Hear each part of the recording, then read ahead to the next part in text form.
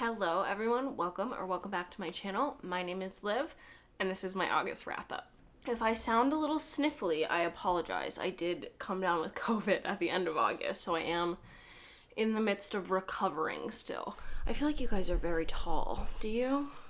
Honestly though, we're just gonna jump right on into the reads because I have 19 of them to talk to you guys about, which I am so thrilled.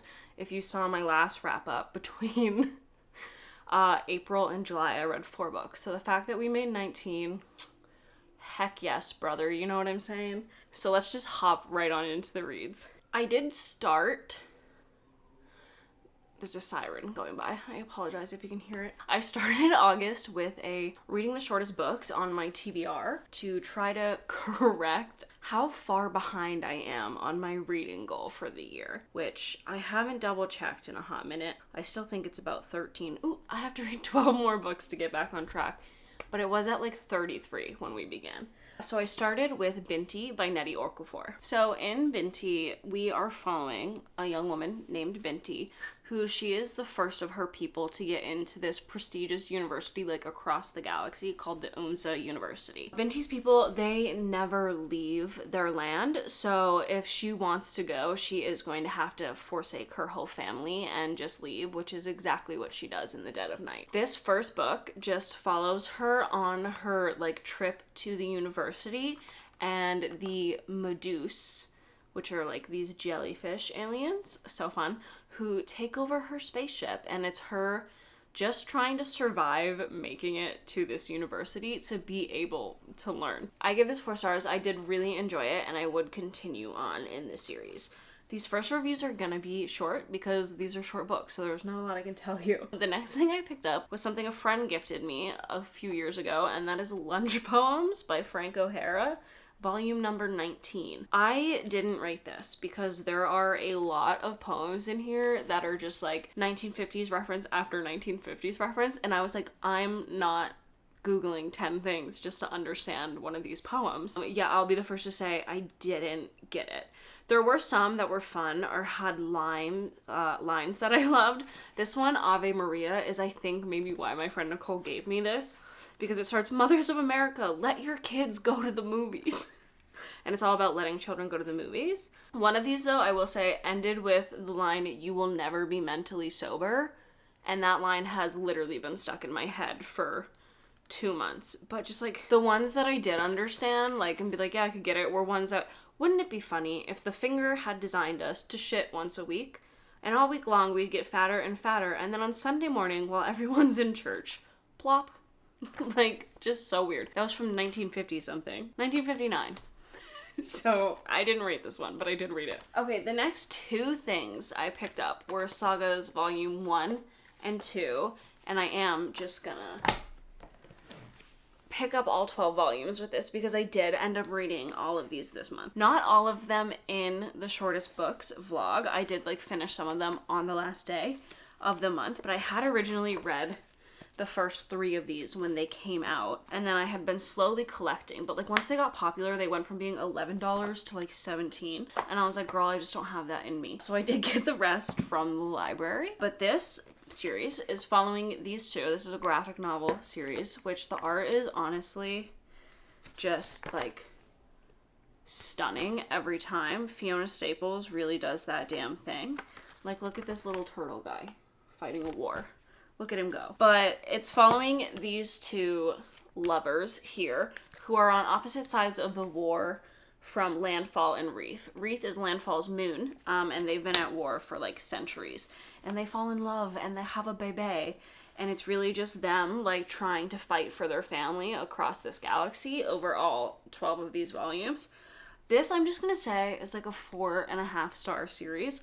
I pretty much give all of these 4 or 5 stars. I will tell you, volume 7, I believed, ripped my absolute heart out. Yep, that's the one that ends with black pages. That's how you know. And then I will say something pretty significant happens in the end of volume 9. That's kind of the rest of the next 3. I'm just kind of like waiting to find the new vibe of this series. But I will say I did really enjoy these, and I will continue on when ever the next one comes out. I think they're back on hiatus again, which is going to be like the second or third hiatus for this series, which is so unfortunate. Next I picked up, which wasn't one of the shortest books on my TBR, but I did know due to format it would be very quick to read, and that's Several People Are Typing by Calvin Kalsuk.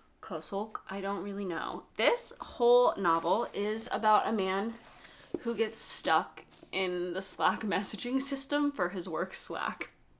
And the whole novel is him trying to convince the people of his work that he is in fact stuck in Slack and it is not a bit for him to be able to work from home, and him just trying to figure out how to get out of Slack.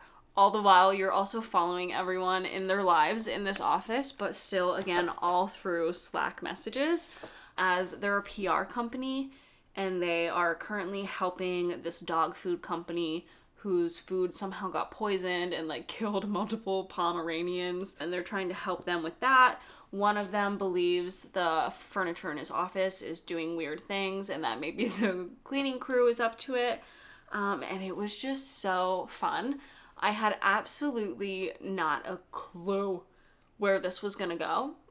And the way it ended up, I was just like shook. I was like, okay, cool. That was not at all what I was expecting. I will say, if you are unlike me and you do read a full synopsis, then maybe you would have understood where it was heading, but I did not. And I gave this 4 stars. Okay, the next thing I picked up was The Har by David Sodergren. Oh my god, this book destroyed me. I was messaging my friends and I was like, apparently what takes me out is bad things being done to old people, because I was like sobbing this entire book. Starting on like page 17 onward, I could not control the waterworks. And I think in my vlog I was like, I must be PMSing. I wasn't. I was crying. I was sobbing. In this book we are following our main character Muriel, who is at the ripe age of 84, and she lives in her little cottage in a Scottish fishing village, and she has lived there basically her whole life. Her husband built this cottage for them, and she is not going to leave, no matter how bad the American billionaire who's buying up all the land really wants to build his golf course. And as she is standing in defiance and refusing to leave her ancestral home, the Har comes, which is a little sea monster, and he helps her not have to leave her home. And oh my god, I was gagged. Like, when I say I started crying, it was literally just 5 old people in a town hall meeting trying to talk about how they can keep their homes, and I was like gagged. I was done. I was dead. But some of the way these people were treating the old people and what they were doing to them, yeah, I sobbed literally the entire time. And if you can get me to cry a whole book, you're for darn tootin' sure getting 5 stars. You know what I'm saying? I'm so hyper. I'm sorry. I have been stuck inside with COVID, so this is the energy you're getting. I apologize. We are, though, making good time. I feel like I'm talking so fast. Again, I have been stuck in my home. We really only, I think, have like 3 things left because I bulked up Saga altogether. Okay, so the next thing I picked up was The Salt Grows Heavy by Cassandra Khaw. This is following a plague doctor and a mermaid as they're moving through a kingdom that used to belong to the mermaid, but her children have since burned it all to ash. And they are wandering through this forest as they come across this town with a bunch of children and the 3 saints that watch over all of these children. Again, I don't want to tell you too much because it's quite short. There is so much in this that I should have loved. It should have been like out of the ballpark 5-star for me, right? I love a twisted fairy tale. I love just like any gross way you can twist up a fairy tale, really. And honestly, the gore in this was so fun. There's just, the writing was so, I don't want to say overly descriptive, but it was so descriptive. And for such a short book, I feel like when you use that descriptive of writing for me, it kind of pulls me out of the story a little bit and I'm unable to fully like connect with the characters and connect into the story. And so I think that was my biggest qualm with this. I ended up giving it 3 stars. And I did really enjoy the ending of this. I just had such a disconnect from the writing that I couldn't get there in my rating, which was devastating. The next thing I picked up was Graveyard Shift by M.L. Rio, which is following these 5 people who work on or around this college campus, and you're not allowed to smoke within like 50 feet of any of the buildings, so they all meet together to smoke in a cemetery. And one night they come to the cemetery and a grave has been dug, and this is an old cemetery, no one's getting buried there, so they're just trying to figure out why was this grave dug in the middle of our random 1800s cemetery. This book had so much potential to be so good. I love short horror, and there is rarely a time where I will finish something and say, that should have been another 100 pages, that should have been another 150 pages, something. There were so many cool, different ideas just put into this, and none of them were fleshed out, and then in the end you were just like, okay, like whatever. It was just, it had so much potential, and it all went to waste, and I gave it 2 stars. And the final book that I read in the month of August, the book I was smack dab in the middle of when I realized I had COVID for the 4th time, was Bat Eater and Other Names for Corazang by Kylie Lee Baker. If you don't know, this book is set in 2020 America, prime COVID time, and we are following Corazang as in the beginning of the pandemic, she sees her sister be brutally murdered, be shoved in front of a subway train as this white man shouts Bat Eater at them and runs away.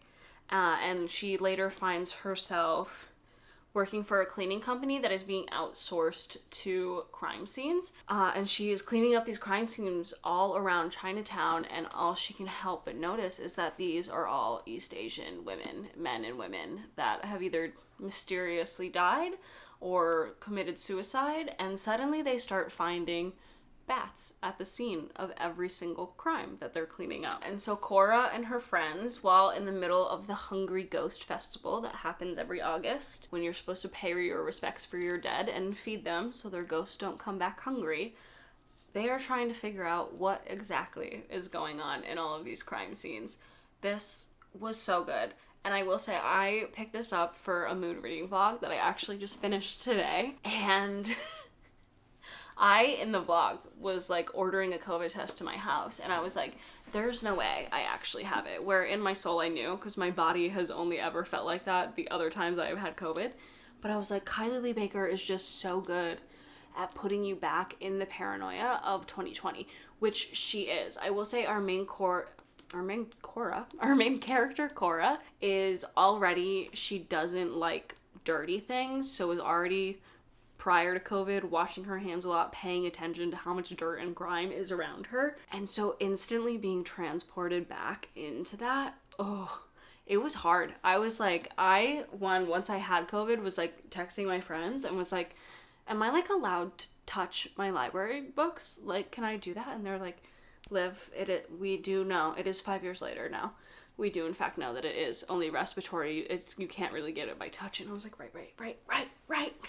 But just like being back in that paranoia while also having COVID was crazy. I was like, I have to go disinfect everything in this apartment building I could have possibly touched. So Kylie Lee Baker really did a good job with that. I would say definitely if COVID was a very hard time for you mentally and you're not ready to be transported back there, maybe don't pick this one up, but I did give this 4 stars. And that, without further ado, is everything that I read in the month of August. I just realized this camera has not even been rolling for 20 minutes, and I feel like I talked so fast that entire time. So if you stuck with me, thank you so much, and I will see you soon with either of those 2 vlogs I've mentioned in this video. Thank you so much for watching. Bye.